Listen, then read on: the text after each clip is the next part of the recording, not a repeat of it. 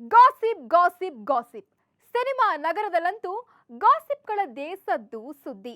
ಅಂತೆ ಕಂತೆಗಳ ಸಂತೆಯಲ್ಲಿ ಸೆಲೆಬ್ರಿಟೀಸ್ ಅಂತಲೇ ಇದ್ದಾರೆ. ಸಿನಿಮಾ ಮಂದಿ ಯಾರಿಗೂ ಗೊತ್ತಾಗಿಲ್ಲ ಅಂದುಕೊಂಡಿರುವ ಅದೆಷ್ಟೋ ಸೀಕ್ರೆಟ್ಸ್ಗಳು ಸೀಕ್ರೆಟ್ ಆಗೇ ಪಸಾರಾಗ್ತಿವೆ. ಸಿನಿ ದುನಿಯಾದ ಕಿಕ್ ಕೊಡೋ ಕಹಾನಿ ಬಗ್ಗೆ ನಿಮಗೆ ಗೊತ್ತಾಗ್ಬೇಕಾ? ಬಣ್ಣದ ಲೋಕದ ಲೈಫ್ ಸ್ಟೈಲ್ ಹೇಗಿರುತ್ತೆ ಅಂತ ನೀವ್ ನೋಡ್ಬೇಕಾ? ತೋರಿಸ್ತೀವಿ ನೋಡಿ ಸ್ಟೋರಿಯಲ್ಲಿ. ನಾನು ಅಪೇಕ್ಷಾ ಮಹೇಶ್. ರಾಕಿಂಗ್ ಸ್ಟಾರ್ ಯಶ್ ಅಭಿನಯದ Toxic a fairy tale for grown up cinema pan India ಮಟ್ಟದಲ್ಲಿ ಹವಾ ಸೃಷ್ಟಿಸಿದೆ. ಈಗಾಗಲೇ ಟಾಕ್ಸಿಕ್ ಸಿನಿಮಾದ ಕೆಲ ಹಸಿ ಬಿಸಿ ದೃಶ್ಯಗಳು ಸೋಷಿಯಲ್ ಮೀಡಿಯಾದಲ್ಲಿ ಹಲ್ಚಲ್ ಎಬ್ಬಿಸಿದ್ದು, ಕೆಲವರು ಇದು ಸ್ವಲ್ಪ ಜಾಸ್ತಿ ಆಯ್ತಲ್ವಾ ಅಂತ ಹೇಳ್ತಿದ್ದಾರೆ. ಆದ್ರೆ ಈ ನಡುವೆ ಟಾಕ್ಸಿಕ್ ಕಲಾವಿದರ ಸಂಭಾವನೆ ಬಗ್ಗೆ ಹೊಸ ಚರ್ಚೆ ಶುರುವಾಗಿದೆ.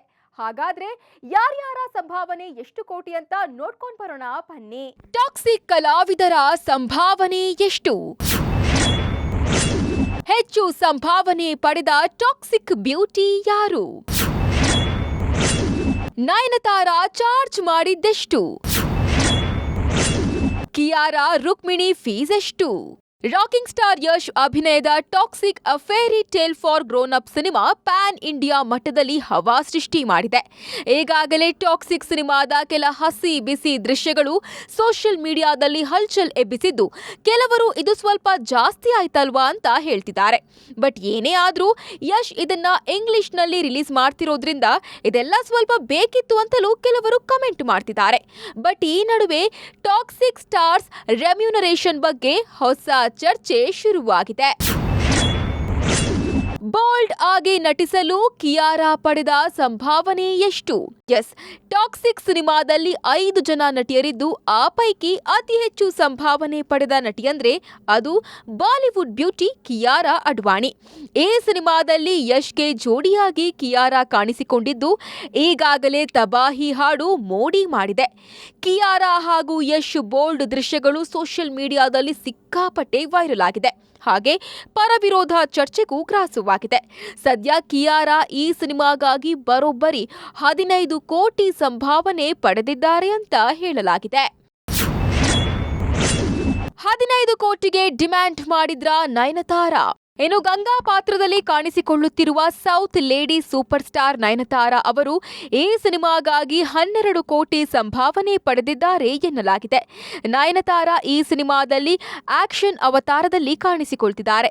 ಈಗಾಗಲೇ ರಿಲೀಸ್ ಆಗಿರುವ ಟೀಸರ್ನಲ್ಲಿ ನಯನತಾರ ಅವರ ಆಕ್ಷನ್ ಝಲಕ್ ನೀವು ಕೂಡ ನೋಡಿರ್ತೀರಾ. ಇನ್ನು ಮೊನ್ನೆಯಷ್ಟೇ ರಿಲೀಸ್ ಆಗಿರುವ ತಬಾಹಿ ಸಾಂಗ್ನಲ್ಲೂ ನಯನತಾರ ಅವರು ಕಾಣಿಸಿಕೊಂಡಿದ್ರು. ನಯನತಾರ ಆರಂಭದಲ್ಲಿ ಈ ಪ್ರಾಜೆಕ್ಟ್ಗೆ ಗ್ರೀನ್ ಸಿಗ್ನಲ್ ಕೊಡಲು ಬರೋಬ್ಬರಿ 15 ಕೋಟಿಗೆ ಬೇಡಿಕೆ ಇಟ್ಟಿದ್ರಂತೆ. ಆದರೆ ಚಿತ್ರದ ನಿರ್ಮಾಪಕರು ಹಾಗೂ ನಯನತಾರ ನಡುವೆ ನಡೆದ ಹಲವು ಸುತ್ತಿನ ಮಾತುಕತೆಗಳ ಬಳಿಕ ಕೊನೆಗೆ 12 ಕೋಟಿ ರೂಪಾಯಿಗೆ ಡೀಲ್ ಫೈನಲ್ ಆಗಿತ್ತಂತೆ. ಇನ್ನು ಪ್ಯಾನ್ ಇಂಡಿಯಾ ಮಟ್ಟದಲ್ಲಿ ಫೇಮಸ್ ಆಗಿರುವ ಸ್ಯಾಂಡಲ್ವುಡ್ ನಟಿ ರುಕ್ಮಿಣಿ ವಸಂತ್ ಈ ಚಿತ್ರಕ್ಕಾಗಿ ಬರೋಬ್ಬರಿ 3 ರಿಂದ 5 ಕೋಟಿ ಸಂಭಾವನೆ ಪಡೆದಿದ್ದಾರೆ ಎನ್ನಲಾಗಿದೆ. ಮೆಲಿಸಾ ಅನ್ನೋ ಪಾತ್ರದಲ್ಲಿ ರುಕ್ಮಿಣಿ ವಸಂತ್ ಕಾಣಿಸಿಕೊಂಡಿದ್ದಾರೆ.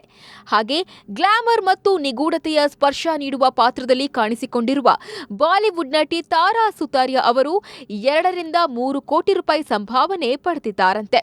ಜೊತೆಗೆ ಎಲಿಜಾಬೆತ್ ಪಾತ್ರ ನಿರ್ವಹಿಸಿರುವ ಹುಮಾ ಖುರೇಶಿ ಅವರಿಗೆ ಚಿತ್ರತಂಡ 2 ಕೋಟಿ ರೂಪಾಯಿ ಸಂಭಾವನೆ ಕೊಟ್ಟಿದ್ಯಂತೆ.